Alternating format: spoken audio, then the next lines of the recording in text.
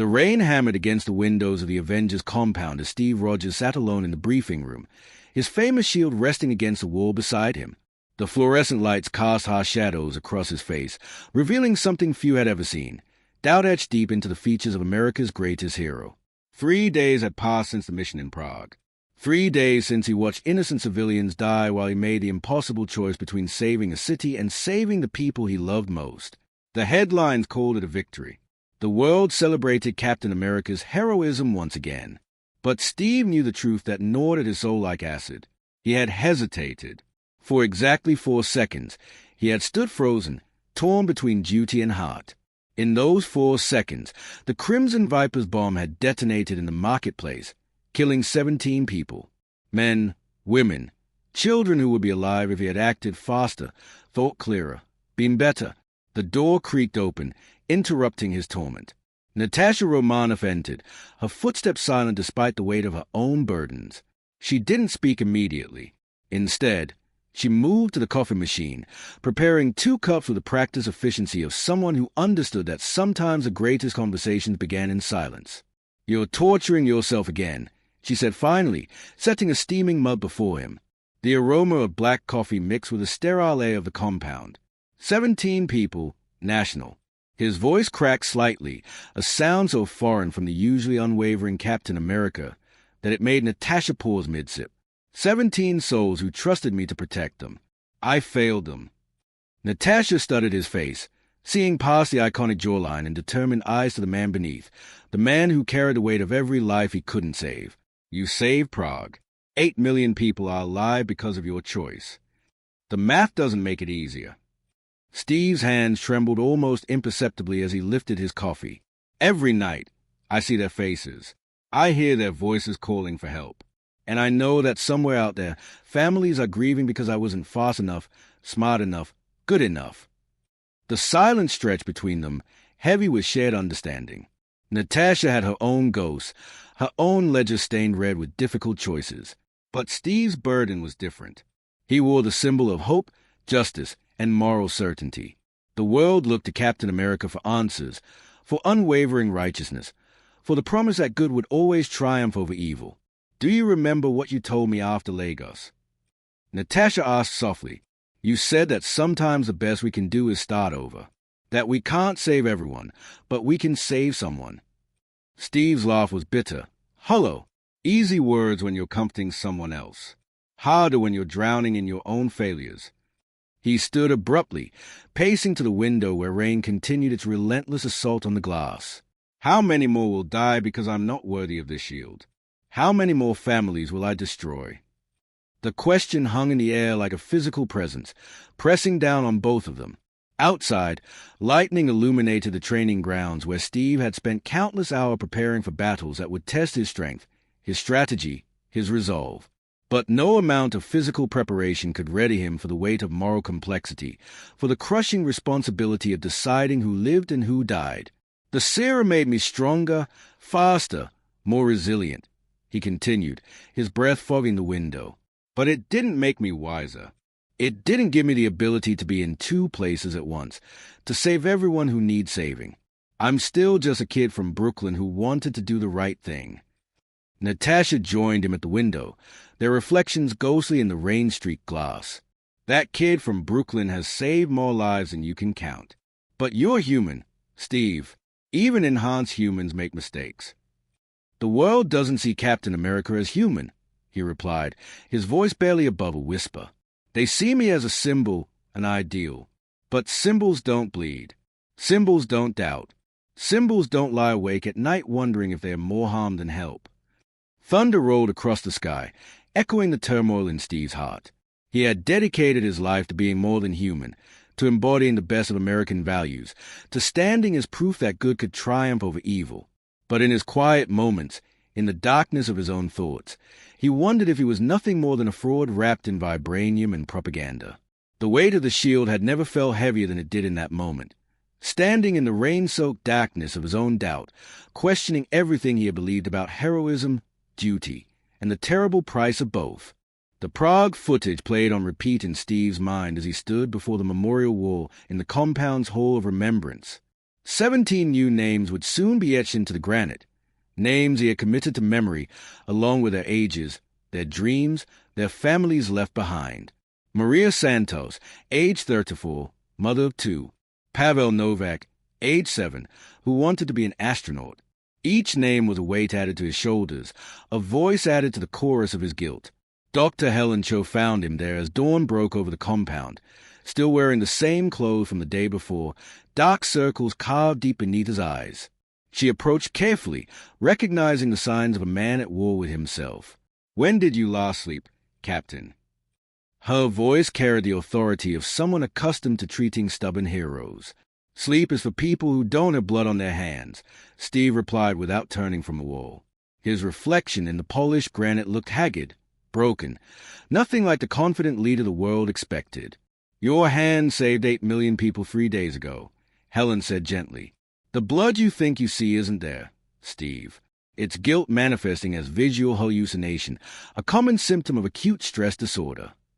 Steve finally turned, and Helen was struck by the raw pain in his eyes. This wasn't the composed Captain America she had treated after countless missions. This was a man crumbling under the weight of impossible expectations, his own most of all. "You don't understand," he said, his voice hoarse from hours of silent vigil. "I had the chance to save them all. For a moment, I saw a way. But I second-guessed myself, worried about the bigger picture, calculated risks like there were numbers instead of human lives. Those 4 seconds of hesitation cost everything." Helen had read the mission reports, studied the tactical analysis. There had been no way to save everyone. The mathematics of the situation had been brutal and clear. But she understood that logic meant nothing to a man who had built his entire identity on the impossible promise of protecting everyone. "Tell me about those 4 seconds," she said, settling into one of the chairs near the memorial wall. Sometimes healing began with the simple act of being heard. Steve closed his eyes, and Helen could see his body tense as he relived the moment. "I was in the air, shield ready, when I saw Bucky trapped in the adjacent building. The bomb was counting down, and I had maybe 30 seconds. I could save the marketplace, or I could save my best friend. For 4 seconds, I stood there paralyzed by choice. And then, I chose duty over love. I went for the bomb, got most of it contained, saved most of the people. But those 4 seconds..." His voice broke completely. "Those 4 seconds of human weakness, of loving my friend more than strangers, cost 17 lives." Helen leaned forward, her voice soft but firm. "You're describing the most human moment of your enhanced life. The fact that you hesitated doesn't make you weak. It makes you real. It proves that beneath the serum and the shield, you're still the man who cares so deeply about individuals that their faces keep you awake at night." "The world doesn't need a real man," Steve said bitterly. "They need Captain America. They need someone who never hesitates, never doubts, never fails. But I'm failing, Helen, every day. In 1,000 small ways, I'm failing to be what they need me to be." Through the compound windows, the sun cast long shadows across the training grounds where other heroes prepared for their own impossible missions. Each of them carried their own burdens, their own failures, but none carried the symbolic weight of an entire nation's hopes and dreams. "Have you considered," Helen asked carefully, "that maybe the world needs exactly what you're afraid to show them? Maybe they need to see that their greatest hero is human enough to grieve, to doubt, to struggle with impossible choices." Steve's laugh was sharp, painful. "You want me to tell the world that Captain America cries? That he lies awake at night wondering if it's doing more harm than good? That would destroy everything the shield represents." "Or it might save it," Helen replied. "Heroes who never struggle, never fail, never doubt, those aren't heroes. They are fairy tales. But a man who carries the weight of every life he couldn't save, who fights on despite his pain, who chooses to be better tomorrow than he was today, that's the kind of hero the world actually needs." The silence stretched between them as Steve processed her words. Outside, the world continued turning, unaware that their greatest symbol of hope was questioning his right to carry their dreams. The memorial wall reflected their images, doctor and patient, healer and wounded, 2 people confronting the terrible cost of heroism in a world that demanded perfection from its protectors. For the first time in days, Steve felt something other than crushing guilt, a tiny spark of possibility that maybe, just maybe, his humanity wasn't his greatest weakness but his most important strength. The emergency alarm shattered the pre-dawn quiet of the compound, its urgent wail cutting through Steve's restless sleep. He bolted upright, muscle memory overriding exhaustion as he reached for his shield. The mission briefing was chaos. A terrorist cell had taken hostages at a children's hospital in Berlin, demanding the release of convicted war criminals in exchange for innocent lives. Estimated 43 children inside, ages 4 to 16. Maria Hill reported as the team assembled. The terrorists are well armed and have threatened to execute hostages if we attempt a standard rescue. Steve studied the building schematics, his tactical mind automatically calculating angles, entry points, casualty probabilities. But beneath the strategic analysis, his heart hammered against his ribs. More children, more innocent lives hanging in the balance, more chances for his hesitation to cost everything. "Cap, you'll lead on this," Tony Stark said, shooting up in his Iron Man armor. "What's the play?" The word stuck in Steve's throat. 24 hours ago, he would have outlined a plan with unwavering confidence. Now, the weight of 17 names from Prague pressed against his chest like concrete blocks. What if he froze again? What if his human moments of doubt cost more young lives? "Steve!" Natasha touched his shoulder, concern flickering in her eyes. "We need orders." He looked around at his team. Sam Wilson adjusting his wings, Wanda Maximoff stretching her fingers as red energy danced between them, Vision phasing through the wall to join them. They trusted him completely, following him into danger because they believed in Captain America's judgment.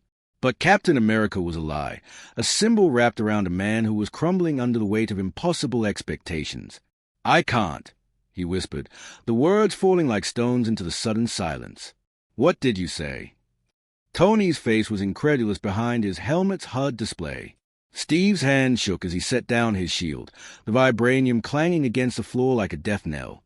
"I can't lead this mission. I can't be responsible for more lives. Find someone else." The shocked silence that followed was deafening. Sam stepped forward, his voice urgent. "Steve, those kids need us. They need you." "They need Captain America," Steve replied, his voice raw with pain. "But I'm not him anymore. I'm just a man who gets people killed because he can't make impossible choices fast enough." Wanda's eyes blazed with understanding and anger. "So you're going to let fear win? You're going to abandon those children because you're afraid of failing again?" Her words hit like physical blows, each one true and devastating. Steve's legs gave out, and he sank into a chair, burying his face in his hands. The great Captain America, reduced to a broken man who couldn't bear the weight of his own legend.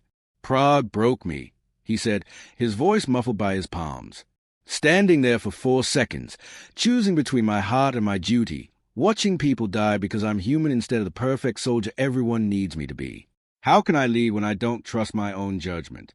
How can I protect anyone when I can't protect everyone?" Vision materialized beside him, his synthetic voice carrying unexpected warmth. "Perhaps the question is not whether you can save everyone, but whether you can live with saving no one." Steve looked up, tears streaming down his face, tears he had held back for days, tears that no one had ever seen Captain America shed. The symbol of American strength and determination was crying like a lost child, and somehow the world didn't end. "In Berlin," Vision continued, 43 children are waiting for someone brave enough to try. Not someone perfect. Not someone who never fails, but someone who will attempt the impossible because the alternative is unacceptable." Natasha knelt beside Steve's chair, her own eyes bright with unshed tears. "We've all failed, Steve. We've all lost people we swore to protect. But we keep fighting because the alternative is surrender, and surrender means more death, more suffering, more children who never get the chance to grow up." Tony's armor retracted, revealing a face marked by its own struggles with failure and redemption. "I've made mistakes that killed thousands. I've created weapons that destroyed lives, built AI that nearly ended the world. But I learned that the only real failure is refusing to try again." Steve wiped his eyes with the back of his hand, the gesture heartbreakingly human. Around him, his team waited, not for Captain America's orders, but for Steve Rogers to find the courage to stand up again. "What if I freeze?" he asked, his voice small and broken. What if those 4 seconds become 5 or 10 or a minute too long? Then we'll be there, Sam said simply. We'll make up for your hesitation with our certainty, your doubt with our faith. That's what teams do. We cover each other's weaknesses. Slowly, painfully, Steve rose from the chair. His hand still trembled as he picked up his shield, but something had shifted in his eyes. Not the return of unwavering confidence, but something more valuable, the quiet determination of a man who would try despite his fear. All right, he said, his voice steadier. Let's go save some kids. As they moved toward the Quinjet, Steve felt the familiar weight of leadership settling on his shoulders. But for the first time, it didn't feel crushing. It felt shared, supported by the people who chose to follow not because he was perfect, but because he was willing to try. The Quinjet cut through the morning sky toward Berlin, its engines humming with urgent purpose. Steve sat in the pilot's seat, his hands steady on the controls despite the storm raging inside his chest. Behind him, his team prepared for what could be the most delicate mission of their careers, 43 children's lives hanging in the balance, with no room for the kind of hesitation that had haunted him since Prague. Thermal imaging shows the hostages are being held in the pediatric wing, Natasha reported, her voice cutting through the aircraft's comm system. Guards posted at every entrance, but they seemed nervous. First-time operation, probably recruited specifically for this job. Steve absorbed the information, his tactical mind mapping possibilities and probabilities. But beneath the strategic analysis, doubt gnawed at his confidence like acid. What if he froze again? What if his moment of human weakness cost innocent children their lives? Steve. Sam's voice was quiet, meant only for him. Whatever you're thinking, stop. We've got your back. Before Steve could respond, the comm system crackled to life with an unexpected transmission. The voice that emerged was cold, calculated, and terrifyingly familiar. Hello, Captain Rogers. The Winter Soldier's handler from decades past, now leading this terrorist cell, spoke with a kind of clinical detachment that turned blood to ice. I've been watching your recent difficulties. Prague must have been quite traumatic. Steve's knuckles went white on the controls. How could they know about his personal struggles? How could they weaponize his private pain? The world saw your victory, the voice continued, but I saw something else. I saw for a second a hesitation that cost 17 lives. I saw the great Captain America discover he's just a man after all, and now I'm going to prove it. The screen flickered to life, showing the hospital's interior. Children huddled in a pediatric playroom, their faces streaked with tears, while armed figures moved like shadows through the corridors.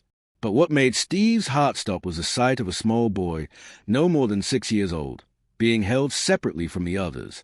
Little Timothy here reminds me of someone, the voice said with poisonous sweetness. Small, brave, determined to protect others despite his size. Rather like a young Steve Rogers from Brooklyn, wouldn't you say? The parallel was deliberate, calculated to destroy him. Steve's childhood had been defined by standing up to bullies despite being too small and weak to win. Now they were using that same innocent courage against him. Here's your test. Captain, you have exactly 4 minutes to reach Timothy's location. But to get to him, you'll have to abandon the other 42 children. Save the one who represents your past, or save the many who represent the future. Choose quickly. We both know what 4 seconds of hesitation can cost. The transmission ended, leaving the Quinjet in stunned silence. Steve's breathing had become shallow, rapid, the sound of a man drowning in impossible choices. The mission had become a nightmare designed specifically to break him, to prove that Captain America was just a broken man pretending to be a symbol. It's a trap, Wanda said, her voice tight with anger. They are trying to paralyze you with choice. And it's working, Steve admitted, his voice barely above a whisper. His hands shook on the controls as memories of Prague crashed over him like waves. The smell of smoke, the sound of screaming, the weight of 17 names he would carry forever. Vision's voice cut through his spiraling panic with synthetic clarity. Steve, may I suggest a different perspective? You are not choosing between the one and the many. You are choosing to save all 43 children despite an arbitrary time constraint imposed by terrorists. But what if I can't? Steve's voice cracked. What if I freeze again? What if my hesitation kills that little boy? Natasha moved to the co-pilot seat, her presence steady and calming. Then we adapt. If you hesitate, I act. If you doubt, Sam believes. If you fall, Tony catches you. That's what partnership means. We cover each other's blind spots. The Quinjet began its descent toward Berlin, the city sprawling below them like a map of possibilities and dangers. Steve could see the hospital, a modern building that should have been a place of healing, now transformed into a theater of terror. I keep seeing myself in that boy, Steve confessed as they approached the landing zone. The way is trying to be brave despite being terrified. I was that scared kid once, and someone older and stronger should have protected me. But there was no one. There's now, Sam said firmly. There's us. There's this team. There's a man who became Captain America not because he was perfect, but because he refused to stop trying to do better. As the Quinjet touched down, Steve felt something shift inside his chest, not the return of certainty, but the acceptance of uncertainty. Maybe leadership wasn't about never doubting, never hesitating, never failing. Maybe it was about moving forward despite the doubt, acting despite the fear, protecting others even when you couldn't protect yourself from your own pain. He stood, reaching for his shield, and this time the weight felt different. Not lighter. The responsibility remained crushing, but shared among the people who had chosen to stand beside him. "All right, team," he said, his voice steady with hard-won resolve. "Let's bring those kids home. All 4 to 3 of them." The hospital corridors echoed with the sound of tactical boots as Steve led his team through the maze of sterile hallways.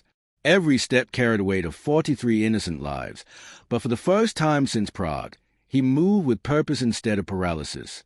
The ghosts of his failures walked beside him, but they no longer controlled his steps.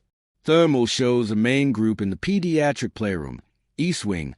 Natasha whispered through the comm, "Timothy is being held in a private room, 2nd floor. We have 3 minutes, 40 seconds. Steve's heart hammered against his ribs, but his mind was clear. The terrorist's cruel psychology was obvious now, forced him to choose between the symbolic child who represented his past and the larger group who represented his responsibility. But Vision had been right. This wasn't about choosing who to save. This was about saving everyone despite impossible odds. "Sam, take Wanda and secure the main group," Steve ordered, his voice carrying the authority of hard-won wisdom. "Nat, you're with me. Tony, Vision, perimeter security. No one gets away to hurt more children." As they moved through the hospital, Steve's enhanced hearing picked up the sound of frightened whispers, muffled sobs, and the harsh voices of their captors. Each sound drove home the reality of what was at stake, not symbols or strategic objectives, but real children with real dreams, real families waiting for them to come home. The stairwell stretched before them like a mountain to be climbed. 2 floors, 4 to 2 steps. Each one bringing them closer to the moment when Steve's leadership would be tested not by his perfection, but by his humanity. "Contact, East Wing." Sam's voice crackled through the comm, "taking fire, but the kids are secure." "Multiple hostiles neutralized," Wanda added, her voice tight with concentration. "Moving to extract the children now." Relief flooded through Steve's chest, but the mission wasn't over. Timothy was still alone, still frightened, still counting on Captain America to be more than just a man with a shield. They reached the 2nd floor, and through a reinforced door, Steve could hear a child's voice, small, scared, but trying to be brave. The sound hit him like a physical blow, transporting him back to his own childhood, to moments when he had been small and afraid but determined not to show it. The doors rigged, Natasha observed, studying the electronic lock. "Pressure sensor. They'll know the moment we breach." Steve studied the tactical situation, his mind racing through possibilities. The old Steve would have calculated odds, planned contingencies, minimized risks. But the man who had learned to embrace his humanity saw something else, a scared child who needed to know that someone cared enough to take risks for his safety. "Sometimes the best strategy is the simplest one," he murmured, then raised his voice. "Timothy, my name is Steve. I'm here to take you home." The small voice that answered was shaky but determined. "Are you really Captain America? You sound sad." The question hit Steve harder than any villain's punch ever had. out of the mouths of babes, the observation that cut straight to the heart of his struggle. He was sad. He was broken. He was failing to be the perfect symbol the world demanded. But maybe that was exactly what this frightened child needed to hear. Yes, Timothy, I am Captain America. And yes, I am sad. Steve's voice carried a truth he had never admitted publicly. I'm sad because I can't save everyone. I'm sad because sometimes I make mistakes that hurt people I care about. But I'm here anyway, because being sad doesn't mean giving up. My mummy says it's okay to be sad sometimes. Timothy's voice came through the door, stronger now. She says brave people feel scared too, but they do good things anyway. Tears blurred Steve's vision as the wisdom of a 6-year-old cut through weeks of self-doubt and recrimination. This child understood something that had taken Steve decades to learn, that courage wasn't the absence of fear, but action despite it. Your mummy is very smart, Steve said, positioning himself to breach the door. Timothy, I need you to hide behind something strong when I count to 3. Okay. Okay, Captain Steve. The affectionate nickname nearly broke Steve's composure completely. Not Captain America, Captain Steve. The man, not the symbol. The human being who cared enough to acknowledge his own sadness while still fighting to protect others. 1. Steve raised his shield, feeling its familiar weight. 2. He thought of Prague, of 17 names, of the weight of impossible choices. 3. He thought of 43 children depending on him to be better than his failures. The shield shattered the reinforced door like tissue paper. Steve rolled through the breach, combat instincts taking over as he located and neutralized the 3-armed guard before they could react. But his attention was immediately drawn to the small figure huddled behind an overturned hospital bed. Timothy emerged slowly, a tiny boy with enormous eyes and a superhero t-shirt that was now torn and dainty. When he saw Steve, his face lit up with wonder and relief. "You're really here," Timothy whispered. "You came for me." Steve knelt down, bringing himself to the child's level. Up close, he could see the resemblance of the terrorist had exploited, the same stubborn chin, the same determined eyes, the same refusal to surrender even when overwhelmed by circumstances beyond his control. "I'll always come," Steve said, his voice rough with emotion. "That's a promise." As they made their way out of the hospital, Timothy riding on Steve's shoulders, chattering excitedly about superheroes and bravery, Steve felt something shift fundamentally in his understanding of what it meant to be Captain America. The shield wasn't just a weapon. The uniform wasn't just a symbol. Captain America wasn't a perfect ideal, but a commitment to keep trying, keep fighting, keep protecting others even when, especially when, you weren't sure you were strong enough. Later, as medical teams checked the rescued children and families were reunited with their loved ones, Timothy found Steve sitting quietly on a bench outside the hospital. The boy climbed up beside him, small legs swinging. "Captain Steve?" Timothy's voice was soft, thoughtful. "Are you still sad?" Steve considered the question seriously. The weight of Prague still pressed on his heart. The 17 names were still carved into his memory. The fear of future failure still gnawed at his confidence. "Yes," he said honestly. "I think I'll always be a little sad. But I learned something today. Timothy, being sad doesn't make you weak. It makes you human. And humans are the bravest creatures in the universe because they keep trying even when they're scared."